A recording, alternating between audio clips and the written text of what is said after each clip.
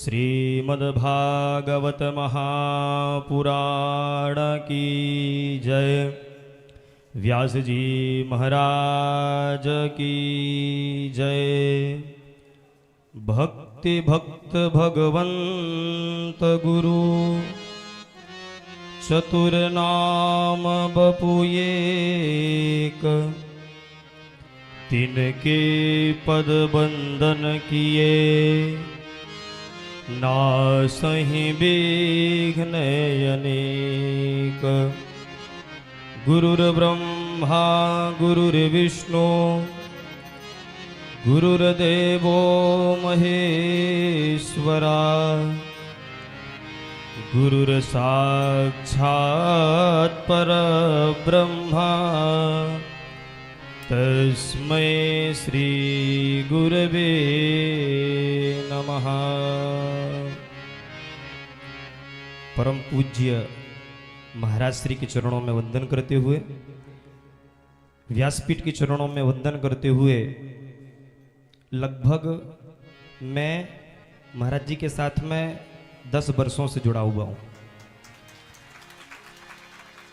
और मैंने महाराज श्री के हृदय स्थल में एक ही भाव देखा है जो आपने भजन के माध्यम से सुना ही होगा कि बस आपकी कृपा से सब काम हो रहा है, वो करते हो तुम कन्हैया मेरा नाम हो रहा है।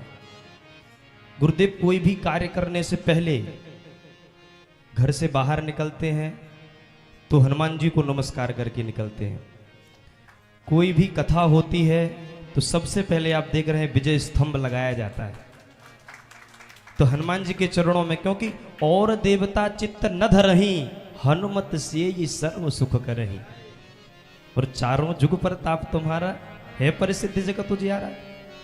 एक जुग में किसी का हो, 2 जुग में हो, लेकिन हनुमान जी महाराज हमारे ऐसे हैं कि चारों जुग पर ताप तुम्हारा है परिसिद्ध जगत उजियारा।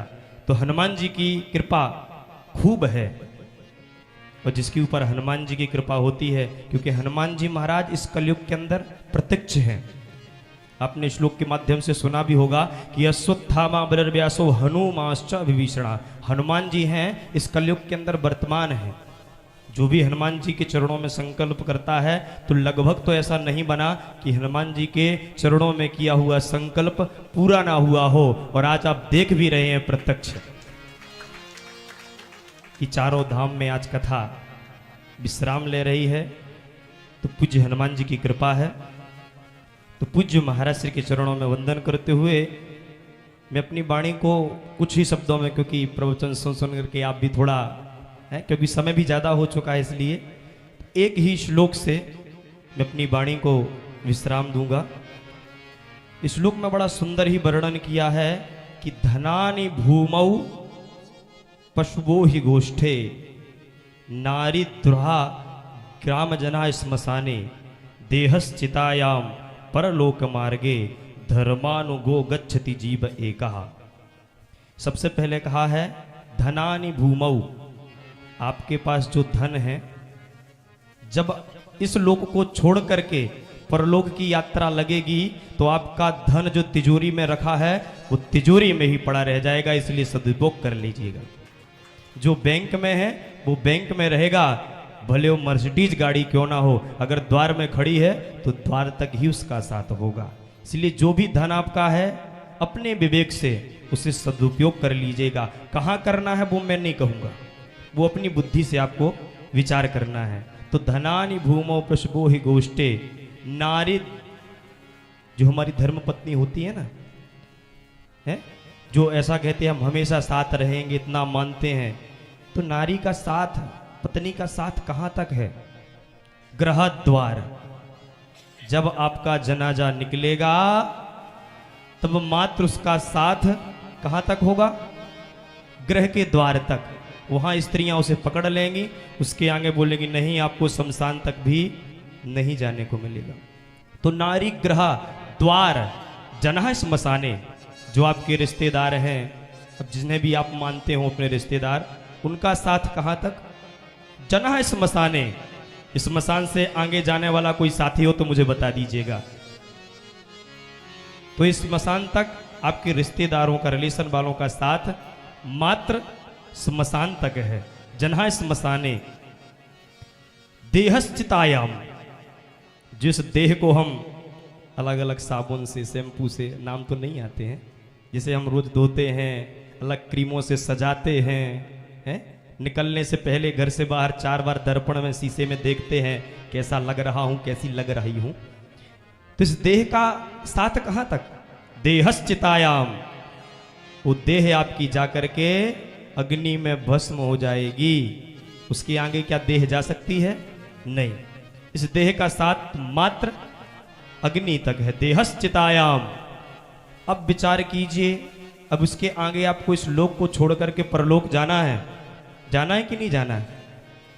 देहश्चितायाम परलोक मार्गे है। अब इस लोक को छोड़ करके जब आप जाएंगे तो धर्मानुगो गच्छति जीव, ये कहा जो आप धर्म कर रहे हैं, दान कर रहे हैं, ये भागवत सुन रहे हैं, जो पुण्य अर्जित कर रहे हैं, ये आपके साथ इस लोक में भी रहेगा और उस लोक में भी रहेगा।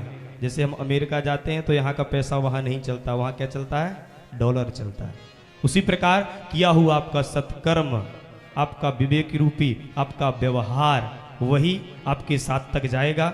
2 शब्दों में और कथा थोड़ा समय लूंगा, 2 शब्दों में अपनी वाणी को विश्राम दूंगा कि 18 पुराणेषु व्यासस्य वचनम दयम परोपकाराय पुण्याय पापाय परपीडनम।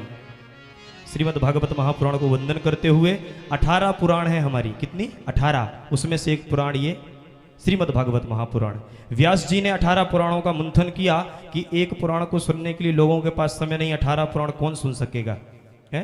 तो 2 शब्दों में पूरे पुराणों का अर्थ निकाला कि सबसे बड़ा पुण्य क्या है, सबसे बड़ा पाप क्या है। 2 शब्दों में आपको बताता हूं, हो सके तो इसको तो अपनी जीवन में उतार ही लीजिएगा, क्योंकि कथा तो बहुत लंबी थी, शायद ये कथा आपके अंदर ना उतर पाए। 2 शब्द उतार लीजिएगा तो भी आपका जीवन धन्य हो जाएगा। वो 2 शब्द क्या है? परोपकाराय पुण्याय। सबसे बड़ा अगर कोई पुण्य है तो वो परोपकार की भावना।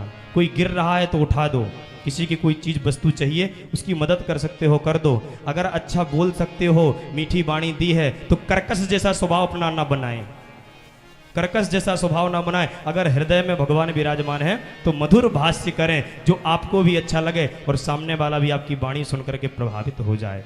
तो परोपकाराय पुण्याय, सबसे बड़ा अगर कोई पुण्य है तो परोपकार है। और पापाय परपीडनम, सबसे बड़ा कोई पाप है तो आपकी शरीर के द्वारा, आपकी वाणी के द्वारा, आपके व्यवहार के द्वारा किया हुआ कार्य अगर किसी दूसरे को पीड़ित कर देता है तो यही आपका सबसे बड़ा पाप है। इसलिए आप तीर्थ में आए हैं तो ऐसा कोई भी बर्तन हमारा ना हो कि दूसरे को हमारी वाणी के द्वारा भी तकलीफ पड़े और जाकर के रूम में बैठ करके विचार करे कि इस व्यक्ति ने हमें ये कह दिया।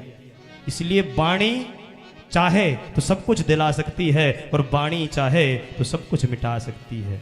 इन शब्दों के साथ में पूज्य महाराज श्री के चरणों में वंदन करते हुए एक बार जय घोष करेंगे। बोलिए भागवत महापुराण की जय, व्यास जी महाराज की जय। नमः।